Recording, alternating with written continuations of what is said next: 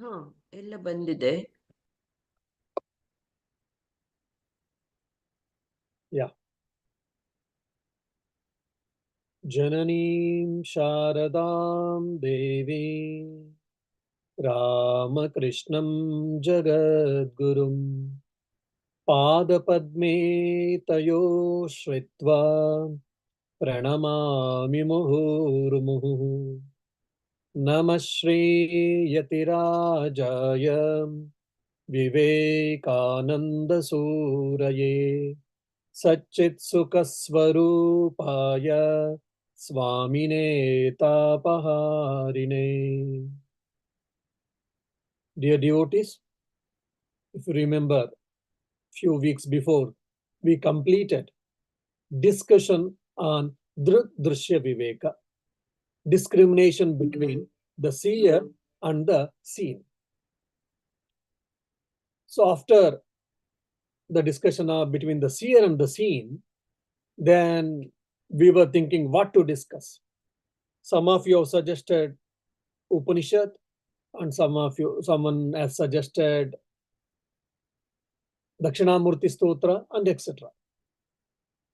Before going to Upanishads or any other Grantha, I thought I will give one more introduction to the Vedanta, which probably brings more clarity about the way of thinking or about the approach to the Vedanta, special reference to Upanishads. Now, if you see, what is science, if you ask, probably in the school days, we have been informed or explained by our science teachers that science searches for truth, which I'm speaking of empirical science. So science is trying to find out the truth. Science is trying to search for truth.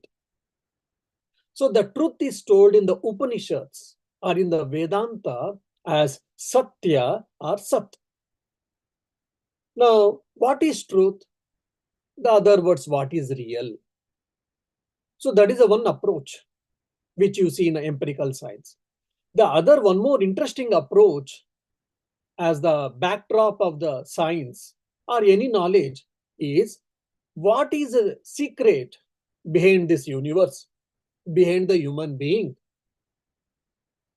So by knowing that one secret, everything can be known. So basically this Big Bang theory also is trying to find out the secret behind the universe. By trying to knowing one thing, the whole thing we can know it. So this is what science is also trying in other words. So two approaches. One is trying to know what is truth, what is real. The other approach is what is the center of the creation, what is the source of the creation by which every matter, energy, gas, living being, non-living being, everyone has been emerged, everyone has been created, everyone and everything has been formed. Is there anything? That's where the atomic theory comes into picture. So atoms, nucleus, molecules, then protons, neutrons, electrons. Again, from the matter, now slowly the science is turning towards energy. The condensed form of energy is what matter today science is accepting. Now the philosophy, the Sankhya philosophy and especially Vedanta philosophy, they have gone one step ahead. Matter, energy, and consciousness. So from the matter, what all things has been evolved, science discussed. Now they have gone to the level of energy, and whereas Advaita Vedanta and our Upanishads has gone to the one more step ahead, saying that from consciousness, everything has been emerged. So consciousness is the root source for the entire creation or the projection. So this we should keep it in mind. And for whom this Vedanta? If you ask, Vedanta is for everyone, no doubt. But how much ever we say, how much ever we may tell this, but still at broad canvas, when I observe the mankind, I've understood when people, when their basic instincts, basic hunger, thirst for the sense gratification, for the betterment, and for the joy, and for the bhoga, which we say, when that has been taken care to the certain extent at least, then only person starts thinking about the suprasensual things, or about the philosophy, or about the higher values. And if you see, even in the civilization, initially they were just struggling for food and security. Then afterwards, because the nature is so turbulent sometimes, how to manage themselves, how to protect themselves. So they went against the nature force. And that's how the nature forces they made God. In all the civilizations, if you see, the for behind the rain one God is there, behind the sun one God is there, moon one God is there, and lightning and thunders one God is there. So there is a power behind the nature forces, they thought, thinking. And afterwards, slowly humankind started evolving, and they started thinking, how can I live eternally, happily? So people made a lot of attempts to live happily, eternally in this mundane earth. And they understood it is not possible. Then the different worlds, upper worlds, either Swarga or any other higher worlds and below worlds came into existence. Then slowly when we progressed, then we found out by action alone we can achieve.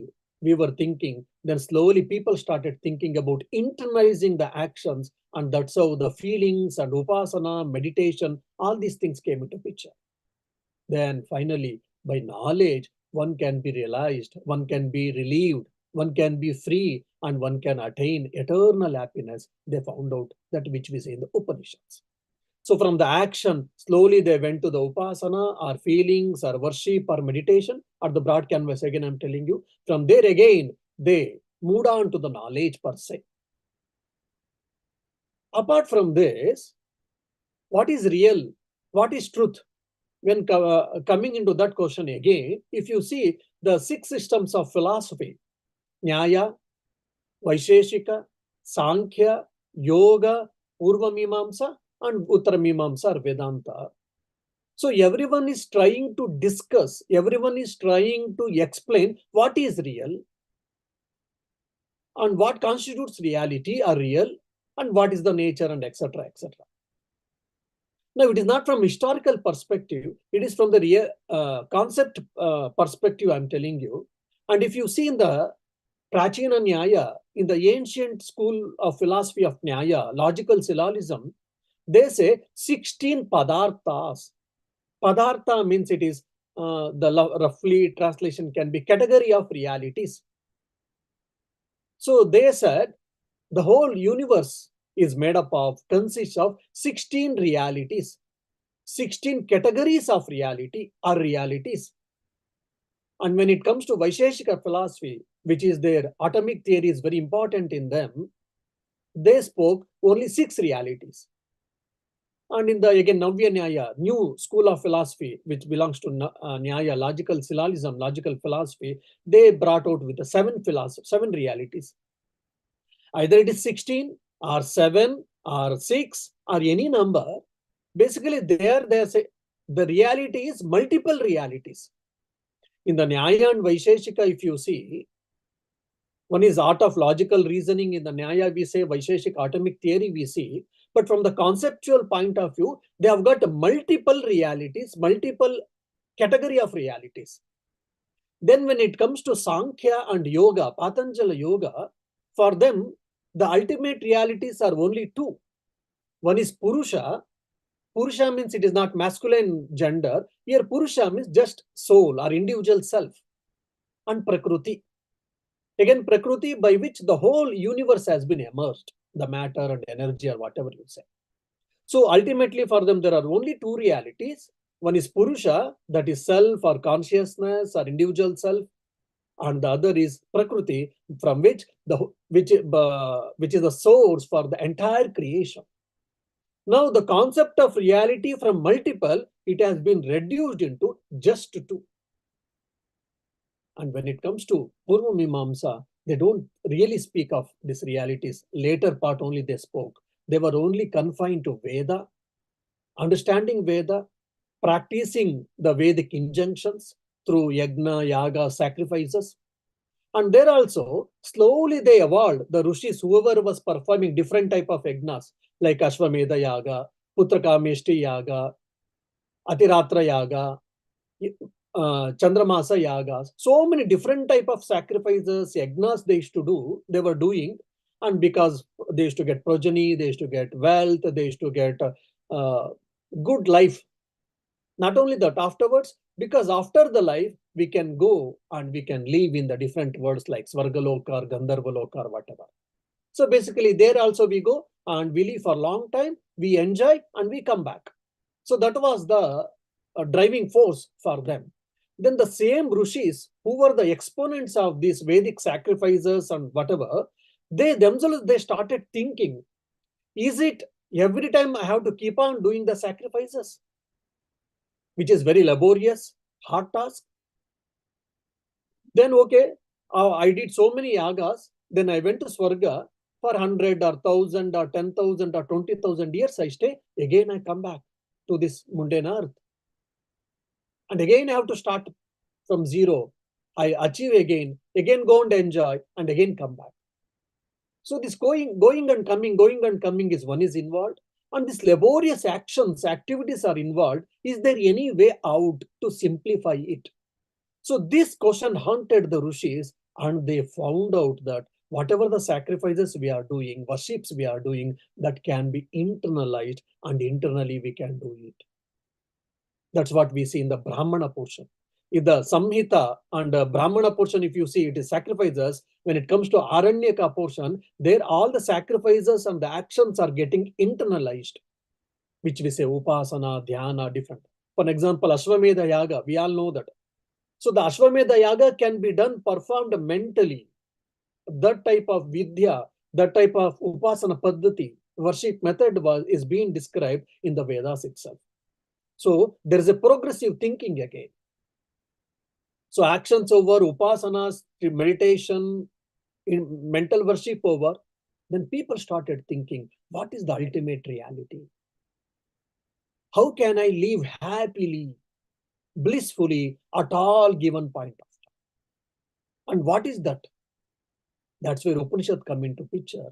They started thinking, they started questioning about the secret of death, secret of birth, and about the world and its origin, and about the originator or creator, and about oneself.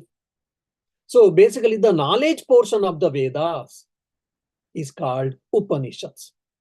Upanishads are generally the end portion of the Vedas, in generally, but doesn't mean that always it isn't. Even some, for example, some Upanishads are there which are part of even Aranyaka, middle portion of the Vedas also. So the Upanishads are the main text for the Vedanta. So Vedanta means what? Veda Anta. Anta means end portion. So the end portion of the Vedas is nothing but the Vedanta. Is it the only meaning? No. It is one of the literal meaning. The end portion here means it is not that in the book, the end portion of it is the end portion of the book. That's why it is called Vedanta. No, that is one of the meaning. Some Vedas are also in the end portion of the Vedas, no doubt. Here, end means it is the essence of the Veda, or it is the summary of the Veda, or it is the main portion of the Veda, or the thrust should be given to that. For example, when we discuss any theorem, what to prove? What is the conclusion from an experiment, from the theorem which we know? That is what the important. So similarly, the conclusion of the Vedas are nothing but the Upanishads, the knowledge portion of the Vedas. Who am I? From where this God? What is the nature of the God? After death, where do I go? Do I survive after death? And who has created this earth or creation? What is the connection? All these type of questions, philosophical questions, speculations started in the Upanishads with the rishis, and they found out the answers. And it has been told in a poetical form, in a symbolical way. That is what we see in the Upanishads. And Upanishads primarily has to discuss three things. One is the nature of the individual self, the nature of the God or the creator, and the nature of the empirical world.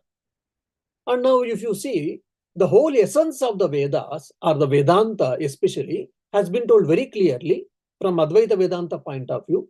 Brahman alone is real, or consciousness alone exists. Sarvam Khalvidam Brahma. Whatever exists in the world, everything is self. Everything is consciousness. So it means consciousness alone exists. So when our rishis said this, when they proclaimed this, the obvious question for all of us comes is, then what about us and what about this world? Now the scriptures, the Upanishads, are telling that consciousness alone exists, or it is the reality, it is the truth, it is the Sat and it is the Chit, it is the Ananda, existence, consciousness, bliss, absolute. We have understood now, but our experience doesn't tally with that. Our experience is getting contrary to the scriptures. Now we are in the fix. Because on the faith and the belief we have to accept, or otherwise my experience is contrary to Vedic experience or Vedantic experience. Now, unlike Semitic religions, our Vedic philosophy, our Upanishadic philosophy, or the Vedanta, they never ask us to believe. They ask us to question, inquire, experiment, and if you feel it is true, then only accept. So Hindu Dharma, it is never based on the faith or belief. That's why it is dharma, dharayati iti dharma. And that's why Swamiji says religion is realization. So it is based on experience. It should be logical and it should be based on experience. It is not mere faith or belief. Because X says so, Y says so, I have to believe. No. Even in the Vedas, the Rishis didn't accept that. Themselves, they questioned the earlier Rishis' ideas and their findings, and that's how they did a lot of progressive thinking. Anyhow, now, when we say that consciousness alone exists, you say Purusha or you say Atman, you say Brahman, but our experience is something different because I am experiencing the world so tangibly, so clearly. So how can I accept this Vedic statement or Vedantic statement or Upanishadic statement? So this is one of the main problem for all of us when we hear or when we read Upanishads or Vedantic scriptural statements. Now, how do we perceive the truth? Or how do we perceive concepts? How do we understand all these things? Through one is mind and through 5 sense organs of knowledge. This is what are the instruments of the knowledge. Whatever we are understanding, all our understanding, either spiritual or empirical, either science or maths or language or whatever you say, everything is understood by the 5 sense organs of knowledge, which are called Jnanendriyas and Manas. So Panchendriya and Manas, these are the instruments of our knowledge. Fine, well, beautiful. Now, we are understanding everything so beautifully, so wonderfully from this, no doubt, acceptable, understandable, but it is also presupposes that because of our mind, because of our 5 sense organs of knowledge, our understanding has been limited in a boundary, in a frame that we have to understand, very important. That's where in the Upanishad, Rishis questions. Okay, your experiment is contrary. You are thinking that, but what is the guarantee that whatever you are experiencing from these 5 sense organs of knowledge, it is only true and nothing else. There can be true which is beyond that frame. So the Advaita Vedanta questions the credibility of the 5 sense organs of knowledge and the mind, which is very important point we have to understand here. Now I am seeing the rose. I'm experiencing eating the chocolate. I'm experiencing cold. Now we have got -2 degree here. We are experiencing the cold. Fine. Everything is fine. And we are saying that world doesn't exist. Only conscious exists. How to understand? So when we say mithya, especially from Advaita Vedanta point of view, you have to understand very clearly, it doesn't mean that it is unreal or it doesn't exist. This is a very important point we have to understand. Brahma Satya, Brahman is real. Brahman is ever existing. That is okay, we understand. But Jagat Mithya, the empirical reality or this mundane world is Mithya means what? It is not that it doesn't exist. No, we are not saying that. For an example, Akasha Kusumavat. The flower in the sky. The flower in the sky, which is not there at all, it is called asat. So mithya means it is not asat. Again, one more important point we have to understand. So we are not saying that world doesn't exist, though there are some translations are available. So we have read it. If that is we have read that, but it's a limitation of the language and it is a wrong translation. I can say improper translation. We don't say that world doesn't exist at all. No. World exists, no doubt. But whatever we are perceiving as the way we are perceiving in that form, it doesn't exist. That's what we have to understand. Now, just I will give a simple example. When I think this example I have given in with a few of my lectures also. When we were small, say for an example, when I was small, we went, myself and three of our friends, we went to purchase marbles just for play. And when we were selecting a marble, I saw blue colored marble. Generally, most of them were all green colored, only one blue colored marble. I wished to take, but in no moment, in a fraction of a second, one of my friend, he snatched or he took away the blue marble. Fine, there was no other go, and I tried, I searched. Then there was no blue marble, all are green colored only. Fine, whatever we 1 or 2 rupees we paid to the shopkeeper, and we came back. But still that desire was lingering in the mind. Then I asked my friend, will you mind to give that blue colored marble? I like it very much. He said, no, sorry, I want. I pleaded him. I said, see, if you give that one blue colored marble, I am ready to give all the 10 green marbles for you. Then he said, okay, because you were giving 10 marbles, I don't mind to, give one marble, and he gave. I was so happy. And now, when I think about that incident, I feel laughing. Why? Marble, whether it is a green color or blue color or red color, whatever. Okay, we have got some affinity or some liking towards particular colors and we like it, that is no problem. But I give so much value for that blue color. If you are not given, probably I would have been morose, I would have lost my temper or whatnot. So the value I gave for blue color marble, one is that, and the second is that a blue colored marble was so truth and so important for me at that given point of time. Now, either blue color marble or green color marble, they are marbles just to play. So it is a medium for our play. That's okay, it never mind. Now, there is no substantial change at the physical level, but my perception, my view of reality, my understanding, my valuing the blue colored marble versus green colored marble has changed. Now, the important 2 points, derivations you have to understand. One is physically, there is no change in the marbles. Yes, physically, there is no change in the blue color marble or green color marble, but only the change has happened in my perception, mental perception. Okay. Now, why? Because with the same sense organ called I am seeing the blue colored marble and green colored marble 20 years or 30 years before and now also. But whereas mentally I have grown, intellectually I have grown, my perceptions have changed. So I am my value to these colored marbles have changed. Now for discussion's sake, the power of eyes, as we all know, electromagnetic spectrum, we know alpha rays, gamma rays, theta rays, and X-rays, and so many rays has been formed in the electromagnetic spectrum based on the frequency and wavelength most of us we have studied. And among that, only between particular frequency or wavelength, only that rays we can see, other rays we cannot see. For example, alpha rays we cannot see, X-rays we cannot see.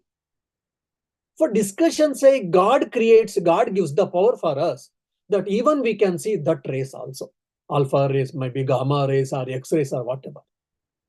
Then can we think, or can we get assured ourselves or for others, can we assure for others that whatever we are seeing the marble as something today, and with the extra power, sensory power, will I see the marble in the same way or in the similar way? If we question ourselves, we cannot say yes. Now, this is the one beautiful, very important point where we have to understand, and probably we have to hang upon and we have to understand. Because for us, the world is real. The world is palpatably, tangibly, I'm experiencing. That's why I'm giving value, I'm giving importance, and I'm convinced about it. And Upanishads are challenging about my convictions. Upanishads are challenging about my experience. Upanishads or Vedanta is negating my experience. This is where the problem comes. Why we are unable to understand, or why we are unable to take the leap, or why we are unable to break this chain is because we have been stuck with our sensory perception. And we have taken it for granted. Whatever our senses are giving, or whatever they are bringing the knowledge, that is the true, that is ultimate, and that is it. Idamitham. No. This is what the big understanding, important understanding has to change. Now, when Upanishads or Vedanta or Rishis, when they are saying Brahman alone exists, consciousness alone exists, means what? Consciousness alone exists, no doubt. Then what about this world if you say that consciousness is appearing to something, we can, at the most we can say, but actually everything is only consciousness and consciousness alone. Then I'm seeing a table. I'm seeing in front of computer, I'm sitting and talking. That's where I'm seeing a computer. How can you say that consciousness? Yes, because you are seeing it as a computer in a particular form or frame because of your sense organ. For example, what is your color of your computer? If you ask, I will say black. Black colored computer. Then if you ask for any blind colored person, how does it look? He only says that it is in a square or rectangle. He cannot say it is in a black color or blue color or whatever. Then how much ever I explain, he cannot understand. Why? Because a particular sense organ doesn't work with him and he doesn't have a knowledge. So his understanding about the world, about the object has been narrowed down. And similarly, if we get one or two more sense organs tomorrow, then our understanding about this computer alone, for an example, it changes. So this is what one of the important points we have to understand. So if you understand this, then when we further discusses about the Vedanta or Upanishads, you'll be able to connect and you'll be able to go further along with me in the thought current. One more important point which we have to understand is, now, okay, Swamiji, Brahman alone exists, you are saying. Okay, we understand. Probably we accept. Then what about this world? Then if you say that consciousness alone exists, it is appearing as something, you are saying that, then what is its original form? But my experience is something contradictory. So how to accept or how to understand, how to believe? The question can boggle you. The question can create a lot of doubt and questions and whatnot. So this problem, this challenge, so even our rishis, our philosophers are also well aware. In philosophy, that is called Arundhati Nyaya. Probably in the when you marriage and all, they will tell, but you don't understand. So simply you say yes and you'll come back. There, the bride or bridegroom, the husband shows, he tries to show to the wife, like there is Arundhati, Nakshatra, star by name Arundhati. Because Arundhati is known for his pativrata, for chaste wife. That's where they are seeing that. And it is a part of ritual. Actually, Arundhati star is actually small. And daytime, it is not possible at all. Mostly, it is impossible to see. But still, as a part of ritual, we see it. That's fine. But Arundhati Nyaya, what does it say? The star is so small or tiny, and it is far off place. Generally, when we asked, or when we were asked to see the star, we will not be able to see, or we may not be able to see. Then generally, in the olden days, what they used to do, nearby tree or nearby building or some which is in a bigger form, they used to show, look, are you able to see that tree, huge banyan tree? Then we said, yes. Okay. Then little far, there is one more coconut tree. Are you able to see? Yes. Okay. Above that, there is something huge building. Are you able to see? Yes. And above there, if you see sky, there are some stars, few stars. Are you able to see? Yes. So among stars, there are 2 or 3 stars, which is near to this, which is that place, direction or whatever. Are you able to see? Yes. And there's one small, tiny star. Are you able to see? Yes. That is called Arundhati Nakshatra. This is what Arundhati Nyaya. This process is called Arundhati Nyaya. So from grass, from big thing, slowly, they are trying to narrow down our vision, and finally they will try to ask us to see the Arundhati, which is a very tiny star and which is in a far off place. Now, I may ask, or you may ask, Swamiji, they could have struggled us, they could have asked us to see the Arundhati Nyaya, Arundhati Nakshatra directly. Why did they undergo all these mental exercises? Why did they waste their time and my time? If you ask, yes, my dear, why? Because probably you will not be able to comprehend. That's the reason we start from the tree or a house or a building. So similarly, how much ever we say Brahman alone exists, or consciousness alone exists, or whatever exists, everything is consciousness alone. Still, we have got a question about this mundane world and etc. other things. So, the Vedanta and Upanishads, they take a one called process. That is called prakriya. Prakriya means what? Process. Or it is a way of teaching. What is that way of teaching? Adhyaropa apavada. Adhyaropa means superimposition, and apavada means desuperimposition. How? Just I am wearing the clothes, and afterwards slowly I'll be removing the clothes one by one. So forming something, putting something, and again slowly removing something, removing one by one the covered ones. Why are you covering and why are you uncovering again? Why? Because from wherever we are there, from known, the philosophers or the Upanishads or the Vedanta is trying us to take to the unknown. The unknown is not literally, contextually you have to take. The known is what? My body. Known is what? My sense organs. My known is what? My mind. Known is what? This empirical earth and its objects.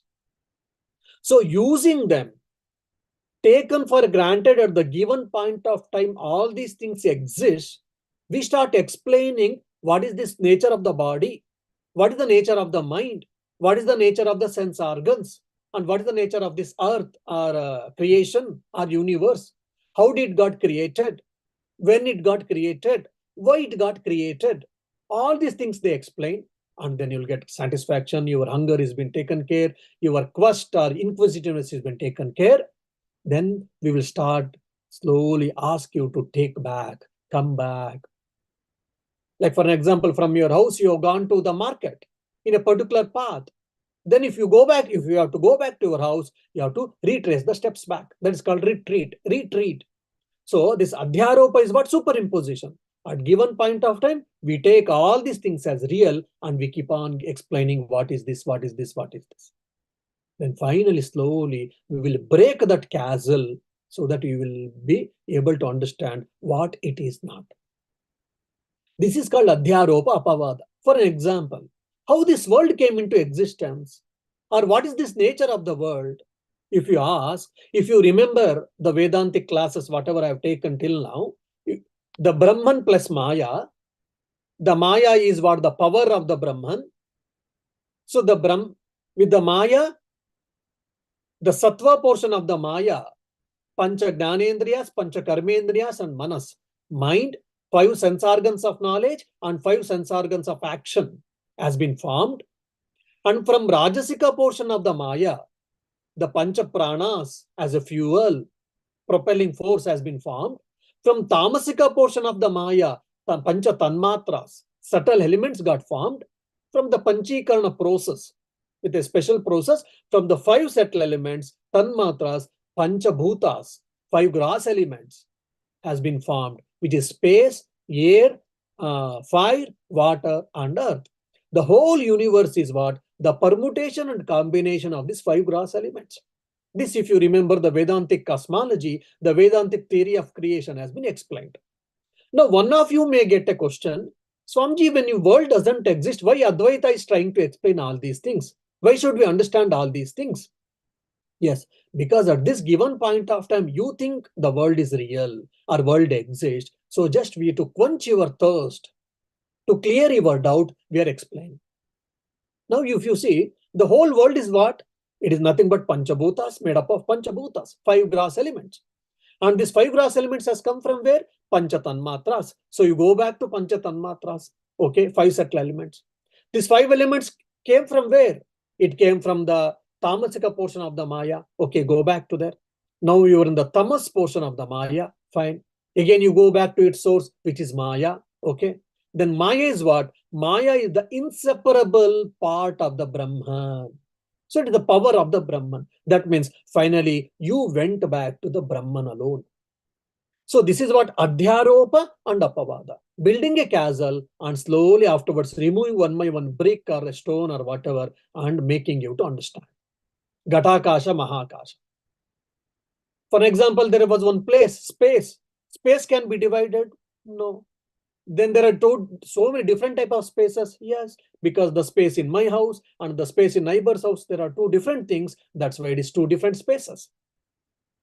Then when you say that, I will say, okay, then you bring a pot. Then you keep a pot in the middle of your room.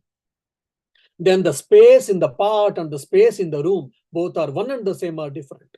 Then you say, Swamiji, 2 different things. Why? The space in the room is room space. The space in the pot is pot space. 2 different spaces. Pot space is small and room space is bigger maybe, but they are one. I mean, there are 2 things, it appears at least. Then I ask, you break the pot. Then you broke the pot. Then what happens? Where is the pot space? Oh, pot space got merged in the room space. Similarly, if you remove the wall between your house and the neighbor's house, if you remove, what happens? 2 hall also gets merged. So it apparently, with a thin wall of a wall or whatever by a thing so-called, it appears that spaces has been divided, but there is only one space, isn't it? When we make such type of experiments and explanations, people do understand, yes. So similarly, Atmana is alone. Then what about the so many jivas, so many living beings? Then we say, giving a example of different reflecting mediums called manas. Because there are so many reflecting mediums, which is a part of Sukshma Sharira, that's why there are so many individual selves you are thinking. Then the question comes for you, what is this Sukshma Sharira, Swamiji? What is this mind? Where does it stay? Oh, okay. Then we have got 3 types of body. One is Stula Sharira, physical body, which survives, which doesn't survive after death. Then when I take a birth, how the soul travels, people ask. Some of you have asked in the classes. How soul travels after the death, soul goes where? Where does it stay? How does it enter mother's womb? No. So soul never travels. It is only the Sukshma Sharira, the reflecting medium vehicle is traveling. Because Atman is, or Brahman is ever, omnipresent. It is everywhere. Then in the dead body, Atman is there. Yes. Then why is it not able to understand? Because the reflecting medium called Sukshma Sharira is not there. Ah, okay. Then what is the nature of Sukshma Sharira? Okay, this is what the nature of Sukshma Sharira, which contains of 19 or 21 components or elements or parts. Okay. Then comes Sukshma Sharira.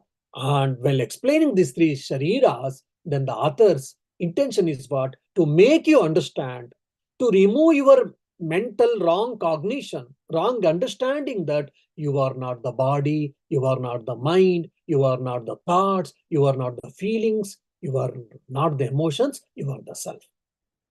So 3 Prasthanatraya, Panchakosha Viveka, Prasthanatri Vichara, or Drugdrishya Viveka, all of these are nothing but processes, different cognitive processes, which has been explained by our philosophers or our saints or from the Veda Upanishads, to remove the wrong cognition, to remove the wrong understanding about the self and about the non-self. So this we have to understand.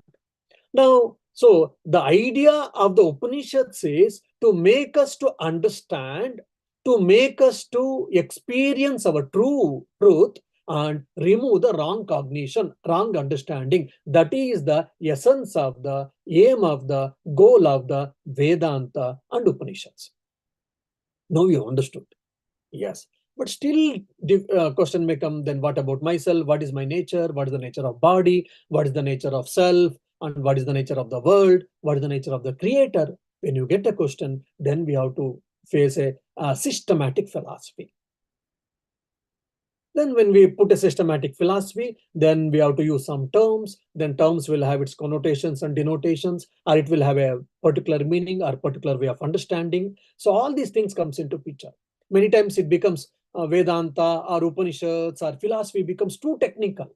Sometimes it appears. You may feel that. Why? Because when you don't understand the basic idea or the basic thread in this argument or in this process, this what problem comes.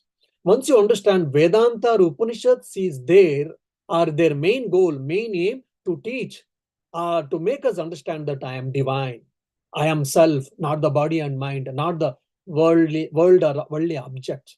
And for that, they have created a stream, a stream of thoughts, or the way to approach the truth, to understand the truth, to experience the truth, or otherwise to remove the wrong cognition, to remove the wrong understanding, to remove the misconceptions or prejudice. Then when you understand, and afterwards, that's a small modifications or the small technical meanings for Atman or Brahman, for Akasha or Jagat or Gnana or Pramana, Prameya, all these things, then you'll be able to understand. Even somewhere if you, that side they said, never mind, but if you understand the whole process. The process is what? The Adhyaropa Apavada. Superimposition and desuperimposition is what the main thing. For example, if you remember Drugdrushya, there are two prakriyas we did. First was what? Drushya. The external world was Drushya, scene number 1. And Druk number 1, I hope you all are remember. If you say, what is that, Swamiji, then I'll be in serious problem. Druk 1 is the seer 1. What is that seer 1? Sense organs. Then all the nature of the Drushya 1, Druk 1, the author explains. Wonderful. Then immediately the author takes a back step and he says, wait. Druk 1, what you are saying, Druk 1 as a sense organs, knowledge, sense organs, Gnanendriyas, now they are becoming Drushya number 2. They are becoming scene number 2. Okay. Then what about Druk? Druk number 2 is what? Your mind. Okay, Drushya 2 became your own sense organs, and Druk number 2 became, the seer number 2 became your own mind. Okay, now slowly you are coming back, you are trying to understand, you are conceiving, you conceived, you thought, okay, then what? Then said, okay, wait. This Druk 2, seer number 2, which is called mind, reflecting medium, has become now Drushya 3, scene 3, and the Druk 3 is what? That is witness, Sakshi Chaitanya, or Brahman, or Atman. Okay. Then what about the Drushya 4 or Druk 4 anything is there? Then the author says, no. After consciousness, there is nothing, because the consciousness, it is eternally Druk, eternally seer. Then you may say, you should have told me first itself. Yes, if I had have told you first itself, probably would not have understood. That's why you understand about the world and about the sense organs. Then slowly I brought to the sensible things to the mind. Then slowly I brought to the consciousness. The same thing, 3 types of jivas we discussed. Pratibhasika jiva, Vyavaharika jiva, Paramarthika jiva. Then all these 3 things discussed, and afterwards the author concludes that the Paramarthika jiva alone is right. Then you say, why did you make me to study all the so many shlokas? 14 shlokas you would have lessened it. You could have told very clearly at the beginning that I am a Paramarthika jiva. I am that Satchidananda. Yes, if I say you don't understand, my dear, I knew. That's the reason I started with deep sleep self, or the waker, or the dream self. That is Pratibhasika jiva, Vyavaharika jiva, the self who is available in the waking state. That is called Vyavaharika jiva, then Paramarthika jiva, absolute self. So this is what Adhyaropa Apavada, superimposition and desuperimposition. Just like we say, okay, there are 3 chocolates. Then you are giving 3 chocolates. What do you do? 1 I gave, 2nd I gave you, 3rd I gave. Okay, nothing is there but 0. That's how we started our maths calculation. Now 3 minus 3 or 13 minus 10 or 23, 53, we may able to tell. Of course, nowadays we are all smart people. We use our mobiles. We know that, because calculators, our mobiles have become smart than our brains now, unfortunately, sometimes. So 3 minus 3, when initially I wanted these fingers, now I don't need. So because I have learned many things, basic concepts are clear, I have learned, and I can do complex calculations. So wherever we are there, from there, the Upanishads or the Vedantic teachers are taking slowly from grass to the subtle. So that is what one more prakriya called Karya Karana Prakriya. Karya is effect, Karana is what the source or the cause. From the effect, we will try to go to the source. Effect is what here the world, empirical universe, and this body. From there, we go to Karana. The Karana is what Atman or Brahman. Is it really Karana? Again, it is for discussion's sake only. Or from Stula, we go to Sukshma. From the physical level, from the grass level, we go to the subtle level. From the object, we go to the subject. So this technique, this what do you say, a style of preaching, this technique, if you understand, especially Vedantic technique, this is which is based on the Upanishads, then when you read this Vedantic text, you'll be able to understand what the author is going to tell, why is he discussing these concepts or this underlying this arguments, because you'll be able to connect them because you know that underlying argument, because you know the thread. If when you know the thread, then it is easy for you to join the beads in the thread. So this main few basic concepts, if you understand, then obviously the internal things or the some technical things or the way of explanations, way of understanding, all these things can be understood. Just like we create one basic structure of an house. First, pillars are raised, and the terrace or whatever has been done. Then afterwards partitions we do. Okay, this is kitchen, this is shrine room, this is a hall, this is drawing room, this is a storeroom, or whatever we do it, isn't it? But first we have to raise a pillar and we have to fix the boundary and we have to create a periphery of our house. Then we can fill all these things. So similarly, if you know the structural thinking and structural explanation of the Advaita Vedanta philosophy or the Upanishads, then you'll be able to understand, okay, they are all speaking of either individual soul, then the Paramatman or the Supreme Soul or Self, and the world. Okay. And finally, consciousness alone exists. And what about other explanations? It is only make us to understand what is it. And the intention of the author is what? To take us back to the source, which is nothing but consciousness. If you understand this basic prakriya, process of thinking, cognitive process, then the Vedantic understanding will not be difficult. May Sri Ramakrishna bless all of us so that we can understand more and more and we can experience the reality at the earliest. Om Shanti Shanti Shanti Harihi Om Tat Sat Sri Ramakrishna Arpanamastu. Yes, any questions?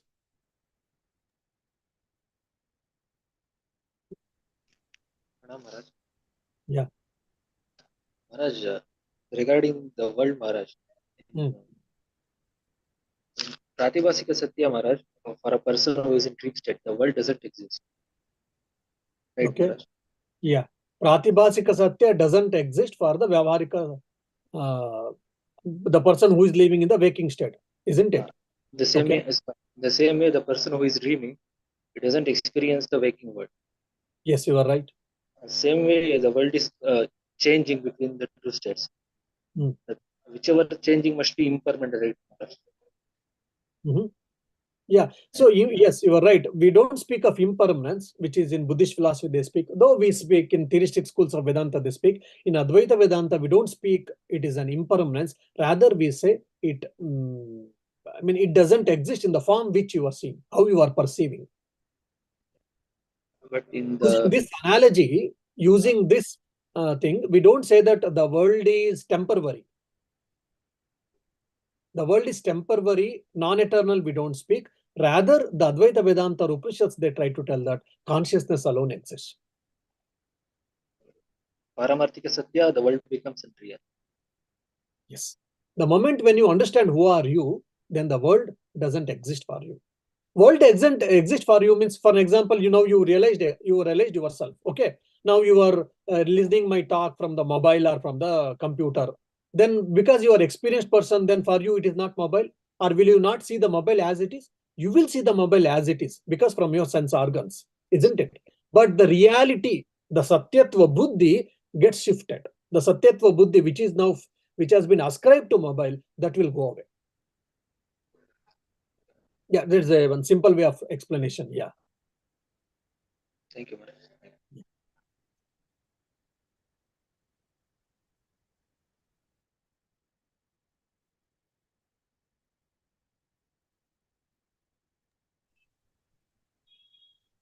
Hello. Hello. Master Hello. Swami. So you will be Namaste. going according to the Bhashya, or will be which reference book we should have? Any Ishavasya Upanishad text will be sufficient.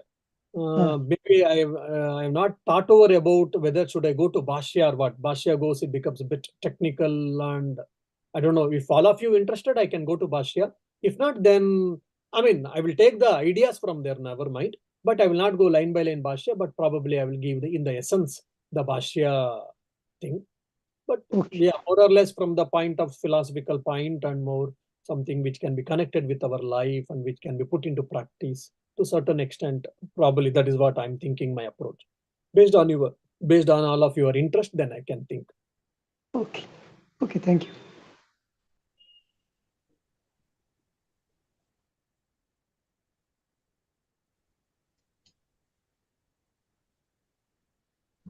Yes, Samit, you have got any? Swamiji, Oh yes, Pushpa, please tell me. uh, here I wanted to know that the world is an illusion. So here do we have to apply this power of projection and power of concealment in this? Yes, you are right. You are right. Okay. Okay. Thank The you, reason, sir. the explanation given for the projection is, if it is a projection, then why I am seeing it? Because of that Maya Shakti. What is that Maya Shakti? Avarna Shakti, power of concealment, Vikshepa Shakti, that is power of projection. Okay. Thank you, Swamiji.